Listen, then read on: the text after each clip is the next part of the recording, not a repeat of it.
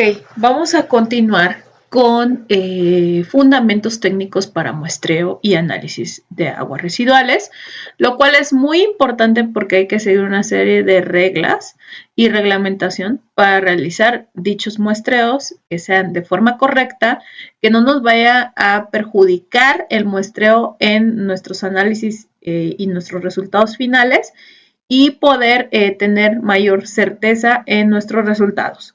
Sí, esta presentación la obtuve de la Comisión Nacional del Agua, ¿sí? En donde están involucrados otros organismos como Semarnat y el INTA. ¿Sí? Esta presentación fue hecha o fue realizada por César Calderón Molgora, y Ana Cecilia Tomasini Ortiz, además de Ana Luisa Arce Velázquez. Y también tuvo un revisor, un editor y una presentación, ¿sí? Una persona que realizó la presentación. Voy a continuar. ¿Para quién está dirigido este manual? Pues para los especialistas, técnicos, aprendices, ¿sí? Ingenieros en formación, ¿sí? En donde necesitan estos fundamentos para poder realizar muestreo de forma eficiente, eficaz y de forma controlada. ¿Para qué? Pues bueno, para poder medir propiedades químicas del agua y su susceptibilidad de ser contaminada, para medir los efectos de los principales grupos de contaminantes en el agua, en el medio ambiente y la salud pública, la importancia de cuantificar los contaminantes del agua y los volúmenes que se descargan y los requisitos, sobre todo, que hay que satisfacer para lograr un muestreo confiable. Y estos conceptos pues se utilizarán en los manuales subsecuentes de una serie didáctica, ¿no? De medición de tratamiento de aguas residuales. Y bueno, en general ese es el preámbulo. Este es el contenido temático. Vamos a abordar estos temas, ya se abordaron en otras presentaciones. Sin embargo, voy a abordarlas nuevamente. Voy a comenzar con el origen del agua residual, ¿sí? Bueno, pues el agua residual, el agua en general, ¿sí? Inicial, es un líquido incoloro, inodoro e insípido. Hierve a 100 grados centígrados, se congela a 0 grados centígrados. Esto va a depender obviamente de la presión atmosférica y tiene un peso molecular de 18 gramos mol, ¿sí? Es el disolvente universal, ¿sí? Gracias a ella, pues hay vida, ¿sí? Todas las células requieren esas moléculas involucradas en el agua como tal y sin ella pues no podríamos vivir, ¿sí? Tenemos a la molécula del agua, aquí como la vemos tenemos un oxígeno que está unida a dos hidrógenos por medio de puentes de hidrógeno. Sabemos que el oxígeno tiene carga negativa, mientras que el hidrógeno tiene carga positiva y forman un ángulo, ¿sí? En su unión de 105 grados, ¿sí?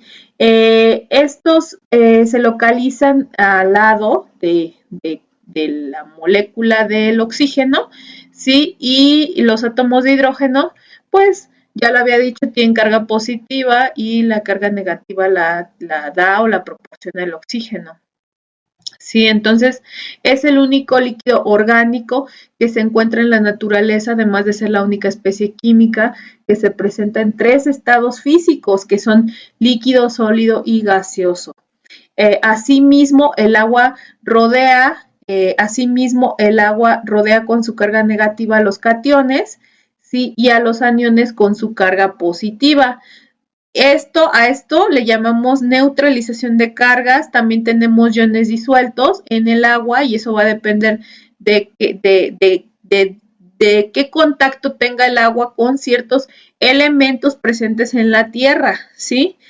Tenemos que es capaz de disolver metales, gases, no metales, compuestos orgánicos y casi cualquier sustancia, excepto que sabemos que pues el agua y el aceite no se mezclan debido a su polaridad o a su química o a su físico-química, pero en su gran mayoría va a disolver metales y muchos otros contaminantes, ¿no?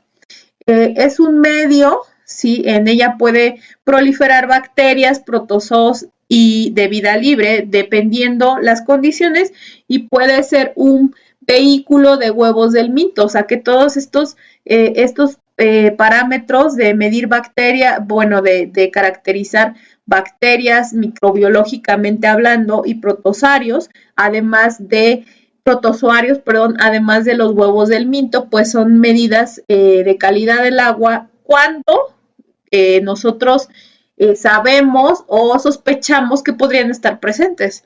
¿Sí? Entonces tenemos que puede acarrear sustancias no miscibles como grasas y aceites, aunque no se mezclan, las puede acarrear, materia flotante y materia sedimentable, ¿sí? Sedimentable que baja y materia flotante que se queda en suspensión.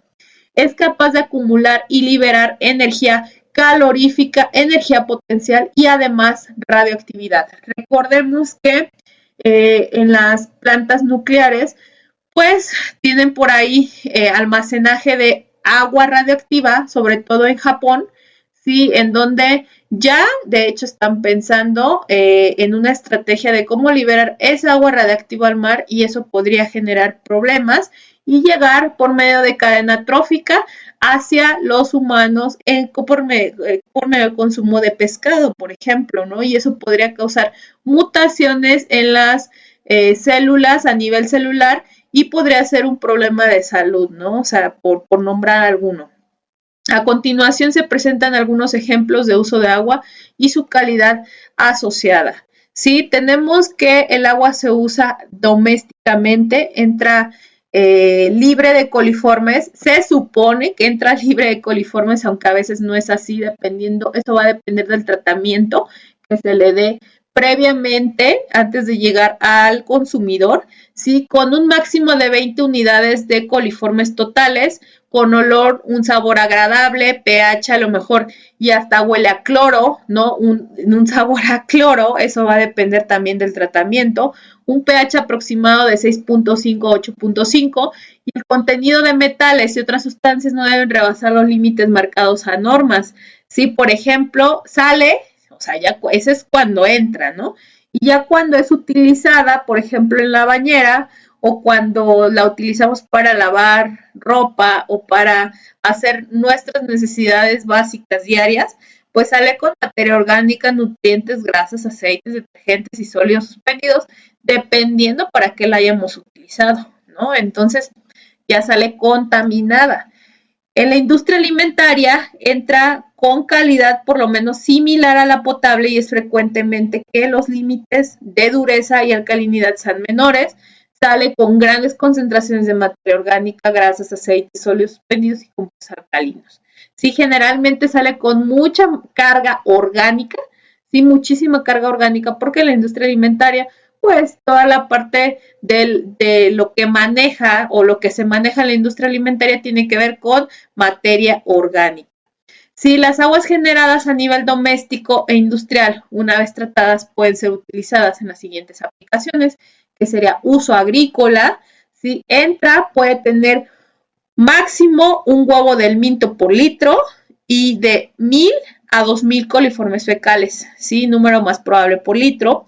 Sólidos disueltos totales menor a 500 miligramos por litro, una conductividad menor a 0.75 microohms, ¿sí? Por centímetro y bajo contenido en carbohidratos. ¿Y cómo sale? Pues rica en nutrientes, porque sabemos que en la parte agrícola pues hay fertilizantes, hay una serie de químicos que se les aplica a las plantas para evitar plagas o para hacer que las plantas crezcan fuertes y sanas. Entonces todo eso lo arrastra, ¿no? Entonces sale rica en nutrientes. Lavado de autos, por ejemplo. Para lavado de autos se necesita un máximo de un huevo del minto por litro, 240 coliformes fecales, número más probable, por 100 mililitros, 15 miligramos por litro de grasas y aceites, 20 miligramos por litro de DBO5, ¿sí? Y 20 miligramos por litro de sólidos suspendidos totales. Esto referente a la norma oficial 003, ¿sí? Esto es que sí se puede utilizar agua residual para esta parte de lavado de autos, ¿sí? Y es lo ideal. Sale con grasas, aceites, óleos suspendidos, arenas y detergentes siempre y cuando se utilice para lavar carros, porque a veces únicamente con agua y ya lo hacen uno, pero dependiendo si es un autolavado, pues ahí sí utilizan detergentes. Características, vamos a la segunda parte, características del agua residual. Sí, vamos a comenzar con agentes físicos. Sí, los agentes físicos suelen ser sólidos suspendidos, calor y radiactividad. Vamos a ver. Los sólidos suspendidos pueden ser orgánicos o inorgánicos. Los efectos, en los cuerpos receptores están asociados al tamaño y naturaleza de los sólidos y pueden interferir con la penetración de la luz solar, ¿sí? Sobre todo, o asolvarlos, ¿sí? Es decir, no permiten el paso de la luz y eso interfiere con algunas reacciones químicas, sobre todo en las plantas, no permiten que su fotosíntesis se lleve de forma adecuada y eso podría disminuir los niveles de oxígeno, ¿sí? En el agua y podría repercutir en la fauna presente en el cuerpo de agua, ¿sí? Vamos a ver a qué se refiere. Por ejemplo, cuando el agua la vemos así toda chocolatosa, pues interfiere, son sólidos suspendidos, ¿sí? Esto debido a, puede deberse a que llovió y todo el barro que está en el fondo o los sólidos sedimentables, pues se revolvieron precisamente por la cantidad de agua en la lluvia, generada por la lluvia, y eso generó esa coloración. Puede también deberse a una gran cantidad de contaminantes, sí, descargados a un cuerpo de agua en una zona específica, o puede deberse también a los minerales presentes en el agua, ¿no? Eso va a depender de varios factores, como ya los mencioné. Ok, entonces vamos a ver la siguiente. Sí, tenemos, por ejemplo, aquí podemos ver los sólidos suspendidos, sólidos coloidales. Ya vemos que dependiendo el tamaño, ¿sí? Dependiendo el tamaño de la partícula, se van a dividir en sólidos suspendidos, que estos pueden ser sedimentables, ¿sí? Y sólidos coloidales, estos generalmente se quedan en suspensión, ¿sí? Y sólidos disueltos, que son los que no vemos, ¿sí? Por ejemplo, cuando nosotros tomamos un vaso de agua y le ponemos azúcar, se disuelve, ahí son sólidos disueltos, ¿sí?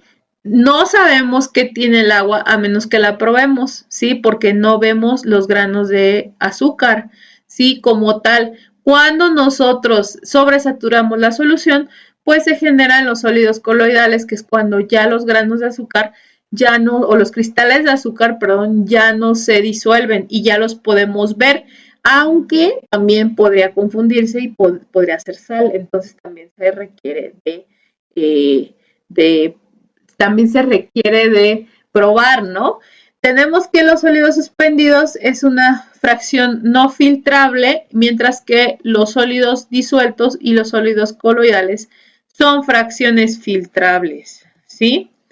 Tenemos que las fuentes de los sólidos suspendidos pueden ser de origen domésticos, pecuarios, agrícolas e industriales, además de ocurrir de forma natural, ¿sí? Entonces, los sólidos suspendidos pueden generarse de muchas situaciones, ¿sí? Tenemos otra que es el calor, ¿sí? El agua es utilizada para enfriamientos en muchos procesos industriales, incluyendo la generación de energía en las plantas termoeléctricas, por ejemplo, que utilizan el agua, por ejemplo, a ver, vamos a ver dónde está el paso del agua. El caso es que esto que tenemos aquí es un reactor, ¿no? Entonces, esta es una chaqueta en donde pasa el agua, ¿sí? Aquí va el agua, ¿sí? Esto se utiliza para enfriar o condensar ciertos gases, ¿sí? O enfriar procesos, ¿sí? Entonces, el agua en general no tiene contacto con la reacción química, únicamente se utiliza para enfriamiento. Entonces, como tal, a la hora de que sale el agua de este proceso, sale con una temperatura mayor. Y sabemos que la temperatura del agua debe de estar a una cierta temperatura, obviamente, valga la redundancia, debe estar a cierta temperatura para evitar problemas en el ecosistema, porque si se está confinando agua a una temperatura mayor en un cuerpo de agua, puede afectar el ecosistema o el entorno de ese cuerpo de agua, pueden sufrir problemas la fauna y la flora y puede generar muerte o mortandad, ¿sí? En ese ecosistema. ¿Por qué? Porque las altas temperaturas van a generar ese tipo de problemas. Entonces, ¿qué se sugiere? No está contaminada, simplemente hubo un cambio de temperatura. Pues se sugiere que alcance su temperatura ambiente para poder confinarla o utilizarla en otros procesos. Como les decía, las plantas termoeléctricas y nucleoeléctricas son las principales aportadoras de calor del agua y no nada más estas, sino muchas otras industrias sí que requieren de enfriamiento en sus sistemas o de un proceso de condensación, pues podría generar aguas contaminadas por calor o aguas con altas temperaturas y confinarlas de forma directa hacia esa temperatura, pues podría causar problemas graves en el ecosistema, ¿sí? El oxígeno, ¿qué pasa aquí? Por la temperatura, mayor temperatura, pues el oxígeno disminuye a medida que aumenta la temperatura. Esto lleva a un déficit de oxígeno en el agua y pues podría asfixiar sí, a los peces y a cualquier microorganismo o vida que haya en ese cuerpo de agua, ¿sí? Tenemos aquí una tablita en donde vamos a analizar la solubilidad de oxígeno a diferentes temperaturas, que a 10 grados centígrados el oxígeno disuelto es aproximadamente de 11 miligramos por litro, a 20 grados 9.2 miligramos por litro y a 30 grados 7.6 miligramos por litro. Perdón. Entonces aquí podemos ver cómo aumenta a lo largo del aumento de la temperatura, cómo podemos ver que el oxígeno disuelto disminuye, si la solubilidad del oxígeno disminuye como tal. ¿Ok? Por otro lado tenemos la radioactividad, que pues las actividades humanas como la producción de energía eléctrica, ¿sí? Lo mismo que la parte del calor, el uso de isótopos radioactivos en la medicina y en la industria pueden aportar elementos radioactivos al agua residual. ¿Sí? Los efectos de la radioactividad en la vida acuática, en la salud humana, pueden manifestarse con alteraciones en la tasa normal de mutación genética y también puede causar cáncer. Ok, vamos a continuar con los agentes químicos, ¿sí? Que son estos que tenemos aquí. Y los agentes químicos involucran al pH, las sustancias consumidoras de oxígeno disuelto, que es la DBO y la DQO, sustancias tóxicas, nutrientes, grasas y aceites. ¿Sí? Sí, entonces esto es muy importante. Tenemos que el potencial hidrógeno es el logaritmo negativo de la concentración de iones hidrógeno en el agua y el pH. El pH, es igual a menos logaritmo del hidrógeno. Es el factor de intensidad de acidez del agua. En el punto de equilibrio, el agua se ioniza ligeramente. ¿Sí? Aquí tenemos una tablita y el pH pues, nos va a servir para ver si es un agua neutra, un agua ácida o un agua alcalina. ¿Sí? Para esto ya se utilizan medidores electrónicos, plumas, potenciómetros, etcétera, etcétera, que pueden utilizarse directamente en campo o en laboratorio, ¿sí? Las descargas de un pH ácido, pues las generan las industrias metalúrgicas, escurrimientos en minas abandonadas, industria fabricante del papel, industria fabricante de ácidos, ¿sí? Y el problema es si las confinan sin antes haberlas neutralizado en un medio ambiente o en un cuerpo de agua, ¿no? Eso podría generar problemas en el entorno ecológico. Las descargas con un pH alcalino también son propias de la industria alimentaria, la industria papelera y la industria fotográfica. Y el pH puede afectar la vida acuática, ¿sí? Otros efectos extremos se pueden presentar con efluentes muy ácidos o muy alcalinos, son quemaduras en la piel, y si se inhala o se ingiere puede causar quemaduras en las mucosas interiores y daños muy severos en el tracto, ¿no? Intestinal. Y también en el esófago, perdón.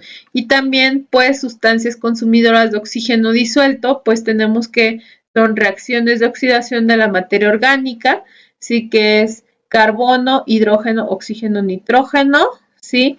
Más una materia oxidadora, ¿sí?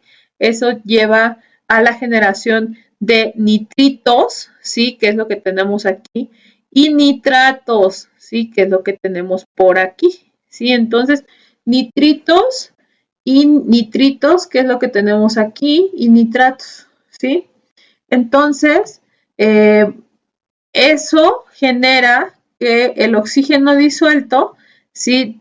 Se vea disminuido, ¿sí? En miligramos, aquí tenemos la concentración de oxígeno en miligramos por litro, y vemos cómo la degradación de la materia orgánica va haciendo que disminuya la concentración de oxígeno, ¿sí? Sustancias consumidoras de oxígeno disuelto, ¿sí? Tenemos que la DBO, ¿sí? En cuanto sabemos o vemos que el oxígeno se va consumiendo, la DBO va aumentando, ¿sí? Y aquí tenemos una demanda de oxígeno por oxidación del nitrógeno, ¿sí? Y vemos cómo aumenta la DBO al paso de los días, ¿sí?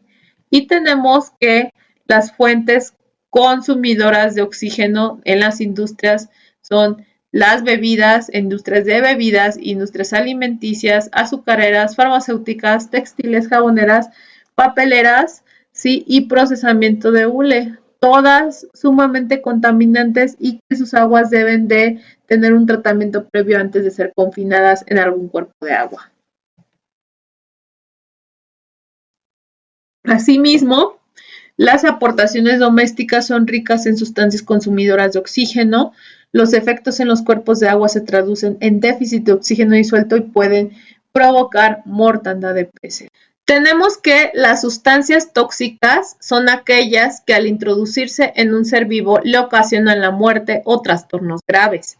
Los efectos pueden ser inmediatos, mediatos o a largo plazo, ¿sí? Y esto dependerá del grado de toxicidad, es la concentración del agente tóxico, y la tasa de desasimilización, o sea, qué tanto se pueda recuperar o de alguna manera las defensas comenzar a depurar, ¿no? O el organismo comenzarse a depurar. Y esto tiene que ver con la bioacumulación, ¿sí? Tenemos que su clasificación es por origen, de origen vegetal, ¿sí? Algunas, sabemos que algunas plantas son tóxicas o venenosas. Tenemos que de origen animal pueden ser toxinas, mineral y antropogénicas, ¿sí? Es decir, las creadas por el hombre, y las minerales pues, son las que están de forma natural en la tierra, ¿no? Tenemos que son cianuros, sí, el cianuro, esta es su simbología en la tabla periódica. Se combina fácilmente con metales, bacterias, hongos y algas lo pueden asimilar, llegan al agua como ion disociado o formando complejos con metales, ¿sí? O sea, uniéndose a los metales y forma complejos para finalmente llegar al agua. Los complejos formados con zinc, plomo y cadmio son sumamente tóxicos y el ion cianuro se transforma fácilmente al combinarse con el ácido carbónico. Otras fuentes principales son industrias de recubrimiento electrolítico de metales, refinerías y la actividad minera del carbón. Sí, son las que podrían contaminar con cianuro. Por otro lado tenemos el arsénico, es un metaloide, es bioacumulable, ¿sí? Su presencia en el agua puede ser por operaciones mineras, aplicación de insecticidas que lo contienen, combustión de combustibles fósiles y por contacto con yacimientos como en la comarca lagunera y en Simapán Hidalgo, y en Simapán Hidalgo. El arsénico Los efectos del arsénico son hiperkeratosis palmar y plantar, hiperpigmentación, que es piel negro, daños cardiovasculares, alteraciones gastrointestinales, anemia, cáncer, neuropatía periférica, disminución de la audición, alteraciones hematológicas, ¿sí? Por ejemplo, todos los metales están asociados, todos los metales pesados están asociados con el cáncer, anemia, alteraciones gastrointestinales, daños cardiovasculares, etcétera. O sea, así casi todos los efectos del arsénico también son efectos para otros metales pesados, ¿no? Tenemos metales pesados como el cadmio, el cloro, el cobre, el mercurio, níquel, plomo y zinc, y su toxicidad depende del grado de la forma de oxidación. Generalmente su forma iónica es más tóxica, es decir, cuando el metal o cuando suponemos que la configuración química o el elemento como tal está por sí solo y se maneja como un ion negativo, pues es más tóxico. Sí, tenemos el cadmio, que proviene de la fabricación de pinturas, lixiviados de las baterías viejas, corrosión en tubos galvanizados y la industria metalúrgica, y provoca fragilidad en los huesos. Sí, alta presión arterial, esterilidad en hombres y daño renal. Sí, entonces es importante eliminar el cadmio de las aguas residuales, ¿no? El cromo, tenemos que es el cromo 6 más, ¿sí? Con esa valencia, ¿sí? Cuando trabaja con esa valencia es su forma más dañina. Proviene de la curtidura de pieles, la fabricación de acero y papel, y provoca desórdenes en la piel, daño hepático severo, cáncer de pulmón, ¿sí? Tenemos el cobre, que proviene de la corrosión de tuberías de aplicación en cuerpos de agua para control de algas, provoca irritación al sistema gastrointestinal y enfermedades de Wilson, que es daño hepático severo. El mercurio proviene de la producción de cloro, fabricación de plaguicidas, de antisépticos, de explosivos, compuestos para papel, ¿sí? O fabricación de papel, y lixiviados de depósito de desechos de sólidos, y causa alteraciones neurológicas, afecciones en el sistema respiratorio. Y bueno, cuando se nos llega a romper se me fue la palabra, cuando se nos llega a romper un termómetro que funciona con mercurio, de los de vidrio, pues nos encanta andarlo manipulando. ¿Por qué? Porque se siente suave, es un metal líquido y eso nos llama mucho la atención, pero también el mercurio se absorbe por la piel y podría causar problemas en la persona que esté expuesto a él, ¿no? Entonces, ojo con eso. El níquel proviene de la fabricación de acero, de monedas de vidrio, fabricación de vidrio y otros polipropilenos, ¿sí? Ingerido parece ser poco tóxico para el hombre, pero hay evidencias de que sus vapores son carcinogénicos, ¿sí? Entonces, ese es el problema. El plomo proviene de la fabricación de baterías. ¿Cómo no se utiliza el plomo? El plomo se utiliza en muchas cosas, ¿no?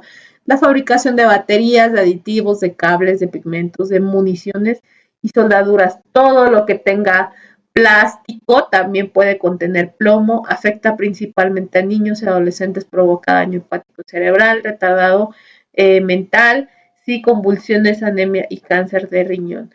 Sí, no sé si recuerdan, pero algunos plásticos sí, plásticos o polímeros utilizados para realizar juguetes, sí, sobre todo juguetes baratos, traían grandes cantidades de plomo y desafortunadamente, o algunas pinturas, ¿no? Fabricación de pinturas también o pigmentos traían plomo, y el contacto con ese metal pues provocaba serias afectaciones a los niños que manipulaban ese tipo de objetos, ¿no? Que tenían plomo impregnado. Por otro lado, el zinc proviene de aleaciones con cobre, de la fabricación de partes automotrices y de fertilizantes como el sulfato de zinc, provoca desórdenes gastrointestinales y en casos severos la perforación del tracto digestivo. Las sustancias tóxicas orgánicas, que son las peores, ¿sí? Son más tóxicas, se podría decir. Son compuestos cíclicos aromáticos, bifenilos, policlorados, pesticidas y dioxinas, y pueden estar en contacto con este tipo de sustancias tóxicas. Pueden inclusive llegar a matar a alguien. ¿Sí? Entonces, los compuestos cíclicos aromáticos pueden ser fenoles, estos pueden inhibir procesos biológicos de tratamiento de aguas residuales, con la debida aclimatación se pueden degradar, aún en concentraciones muy altas, ¿no? Y provocan irritaciones severas en las vías respiratorias de los ojos y las mucosas. Los fenoles, por otro lado, son de uso extensivo por sus propiedades desinfectantes, si son muy utilizados en detergentes, son materia prima en la síntesis de resinas fenólicas y el pentaclorofenol se utiliza para tratar la madera, ¿no? Entonces, son químicos que pueden estar en contacto con ellos de forma directa y utilizarlos sin las medidas preventivas, sí, inclusive como hemos visto que hay gente que trabaja la madera o que utiliza detergentes que contienen fenoles y no se cubren las manos para manipularlos y por ahí, por la piel, son absorbidos. El problema no se observa de inmediato, el problema de salud no se observa de inmediato, sino a largo plazo y al final no te das cuenta ni qué te está matando, ¿no? O cuál fue el inicio, sí, del por qué tú ya te encuentras en una etapa ya casi terminal por este tipo de manipulación y es importante utilizar las medidas de protección necesarias para que eso no ocurra. Tenemos los compuestos cíclicos aromáticos como el benceno y sus derivados, el tolueno, el sileno, el estireno. Si el benceno es un solvente, el tolueno también es un solvente, algo así como la acetona, el benceno, el hexano, se utiliza como agente en la gasolina de los aviones, como solvente en la preparación de medicinas, también en tintas y para preparar explosivos también. El estireno es un monómero que se utiliza para la fabricación de plásticos, ¿sí? Entonces, todos estos derivados están presentes a veces en los plásticos y es por eso que no es posible o es necesario manipularlos en su temperatura ambiente porque cuando estos son calentados, ¿sí? Por ejemplo, que pongamos en un plástico o en un recipiente que tenga este tipo de solventes o que se haya fabricado con alguno de estos solventes, ponemos algo hirviendo, podríamos desatar reacciones químicas y a su vez desprender algunos compuestos químicos que posteriormente van a ir a dar a la comida y posteriormente a ustedes sin darse cuenta se van a estar envenenando lentamente. Entonces es necesario tener esta parte controlada, ¿no? Tenemos por ahí tenemos por ahí los bifenilos policlorados que son cadenas de benceno cloradas y que tienen la siguiente estructura, puede ser la X que tenemos aquí puede estar sustituida por un cloro, un hidrógeno, ¿sí? Y pues son también tóxicos, se fabricaron masivamente de 1920 a 1970, se utiliza para los transformadores, grandes capacitores, en la formulación de aceites y lubricantes, aceites de corte, plaguicidas, papel copia y otros, y son bioacumulables. Cuando decimos que son bioacumulables, es decir que se pueden acumular en las células del cuerpo o de un ser vivo, son persistentes en el medio ambiente y son carcinogénicos, ¿sí? Entonces, son súper tóxicos, ¿sí? Entonces, además de que podría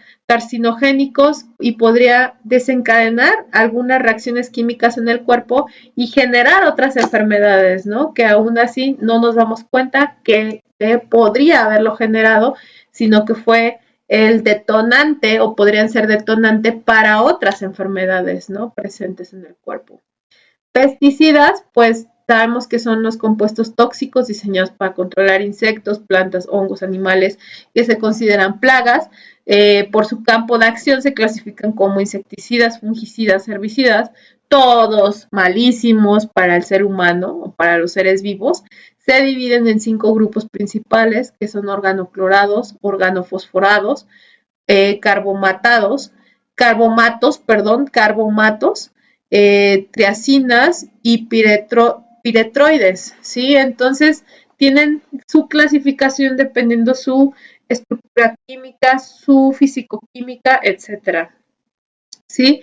Se considera que solo el 10% llega al organismo objetivo y el 90% restante se dispersa en el medio ambiente. Es realmente preocupante.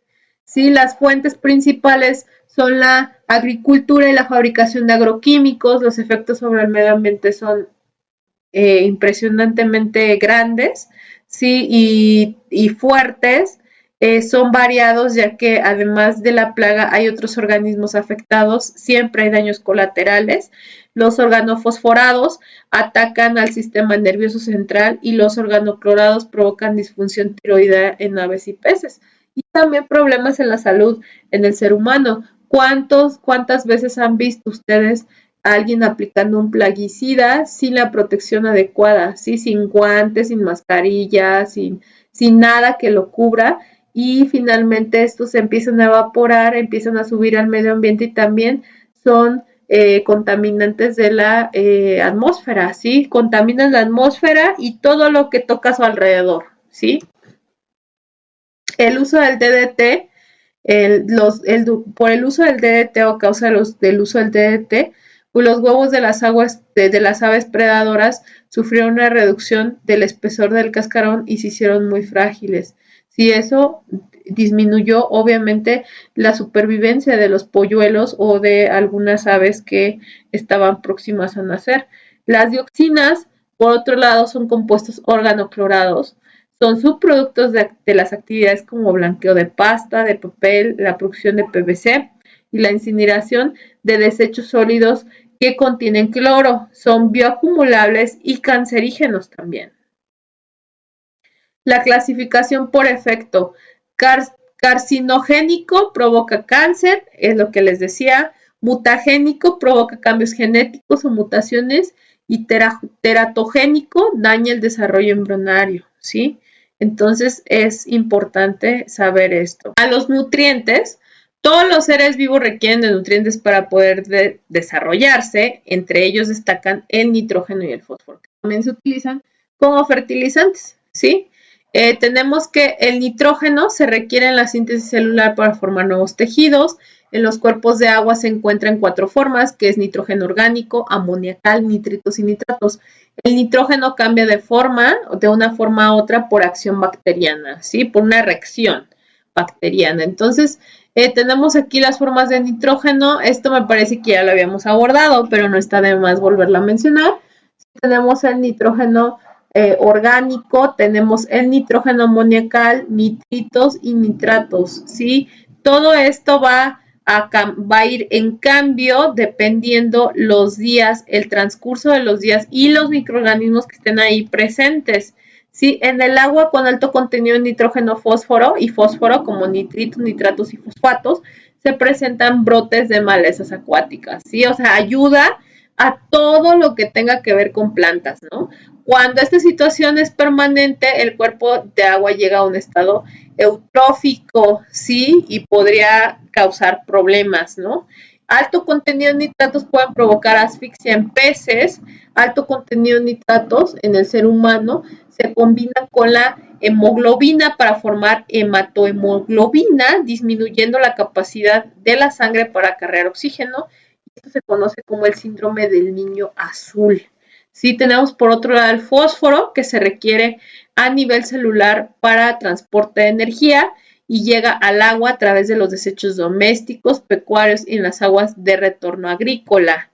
Sí, tenemos por otro lado, y ya como por último, las grasas y los aceites, y son compuestos orgánicos constituidos principalmente por ácidos grasos de origen animal y vegetal, e hidrocarburos del petróleo, son de baja o nula biodegradabilidad.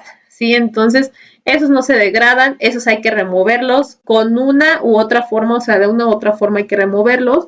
Hay diferentes operaciones unitarias para remover grasas y aceites, pero difícilmente se van a degradar, ¿sí? Entonces, no se degradan, hay que removerlos. Más adelante vamos a ver. Grasas y aceites, tenemos la aportación de las grasas y los aceites a nivel doméstico, talleres automotrices que aportan muchísima grasa de motores y lanchas, barcos, ¿sí? En rastros, ¿sí? La grasa de los animales, el procesamiento de la carne y la fabricación de embutidos. La industria de cosméticos utiliza muchísimos aceites vegetales y la industria del petróleo, por supuesto, puesto que el petróleo está considerado como un aceite, ¿sí? Entonces, tenemos que las grasas y los aceites forman las natas, ¿sí? En el agua y pueden llegar a impedir intercambio gaseoso entre el agua y la atmósfera y con ello disminuye la cantidad de oxígeno que recibe y aumenta el dióxido de carbono, ¿sí? ¿Eso qué genera? Pues muerte, mortandad en plantas y en peces, ¿no? O en fauna acuática. Entonces es un problema. No deja entrar los rayos del sol, no deja entrar el oxígeno, o sea, no hay nada, no hace que todo muera, ¿sí? Por eso es que los derrames de petróleo son muy, muy peligrosos porque matan a todo a su paso, ¿sí? Por otro lado, tenemos la parte de los agentes microbiológicos, ¿sí? Esto es algo largo. Las descargas sin tratamiento municipales o domésticas y criaderos de animales domésticos en cuerpos receptores son la causa principal de la contaminación por patógenos en las aguas superficiales y subterráneas. Sí, podría verse el agua clarita, clarita, y resulta que no, hay un problema ahí.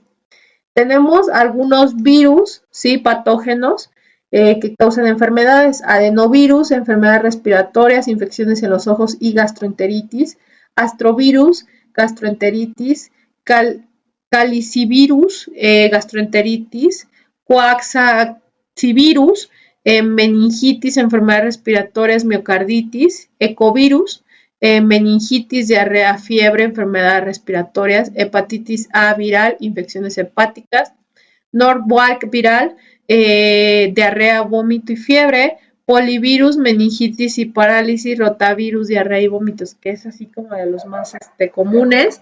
Y también pues sabemos que actualmente el virus del SARS-CoV-2 pues también está presente en el agua y se ha determinado su presencia en el agua residual. ¿Sí? Entonces también. Tenemos algunas bacterias, Campylobacter, que causa gastroenteritis, Escherichia coli, sí, que causa gastroenteritis, son las más comunes, Legionella, enfermedad respiratoria, salmonelosis, la salmonela, perdón, causa salmonelosis y tifoidea, Shigella, que es difteria, causa difteria, el vidrio es el que causa el cólera y Yersinia causa gastroenteritis, ¿sí? Tenemos algunos protozoarios que son Cryptosporidium, causa diarrea, Entamoeba, difteria, Giardia, causa diarrea, y Naegleria, causa meningitis. Sí, tenemos algunos huevos del minto, Thanaelia solium, Thanaelia saginata, Asticarius lombricoides, Trichurius, Tricurias. Miren, la verdad es que esto está muy difícil de leer, se los dejo un minuto para que los lean ustedes. Sí, son los huevos del minto, se puede caracterizar los huevos del minto, el problema es que la caracterización sale bastante cara, anda como en 3,000 pesos más o menos una caracterización. Y si es necesario o si hay sospechas de que el agua pueda estar contaminada con huevos del minto, pues hay que hacerla, ¿ok? O si alguna normatividad lo requiere, hay que hacerla,